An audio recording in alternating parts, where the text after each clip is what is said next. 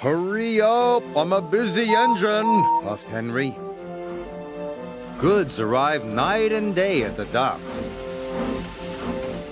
Sometimes Henry and the other engines work so hard that their axles ache. Sir Topham Hatt brought in a new engine to help with the heavy workload. He was long and had 10 drive wheels. He looked very strong.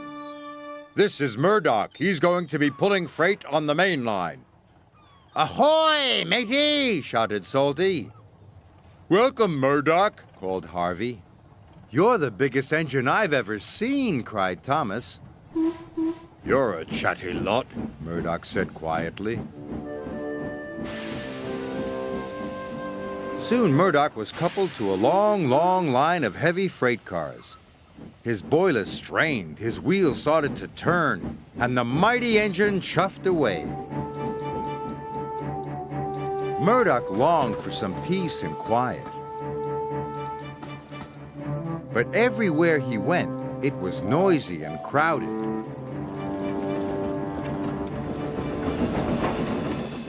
At the end of the day, Murdoch was looking forward to a good night's rest.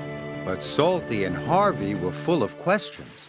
What's the longest train you've ever pulled? Have you ever worked Marseille? Have you ever crashed? Please, I want some peace and quiet, and I don't want to share a shed with chatterboxes. No need to be rude, huffed Harvey. Hey, we're only being friendly, matey. The next morning, Murdoch collected another long, heavy train.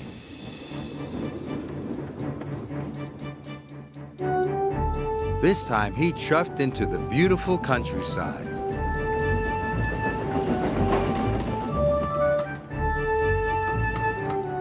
It was splendid. At last, he had some peace and quiet.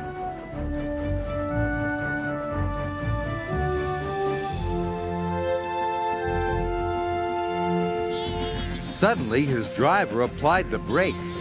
There were sheep on the tracks. The sheep escaped from that field, said the driver, through that broken fence. The driver and the fireman tried to chase the sheep back. First this way,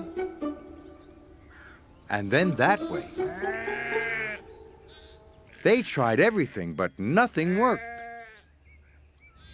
We'll never move these sheep by ourselves, complained the fireman. I'll go and phone for help, sighed the driver. Murdoch was very unhappy. The noisy sheep were spoiling his peace and quiet. Sir Topham Hatt was enjoying afternoon tea when he got the call. Sheep? He exclaimed loudly. I'll send Toby with the farmer immediately. The sheep were becoming noisier and noisier. Please stop, groaned Murdoch. I'd rather be back with the chatterbox engines. Just then, Toby chuffed into view. Toby, exclaimed Murdoch. We're certainly glad to see you. Before long, the farmer and his dog went to work. And the sheep were soon safely in their field. And Murdoch was on his way again.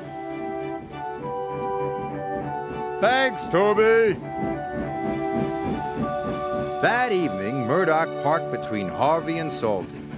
But Murdoch spoke first. I'm sorry that I was cross, he chuffed. I'm very pleased to share a shed with you. And we're very pleased to have your company, said Harvey. Aye, we are, added Salty. It reminds me of a story. Murdoch smiled. The sound of ba-ba would have kept him awake, but a Salty story would send him happily to sleep.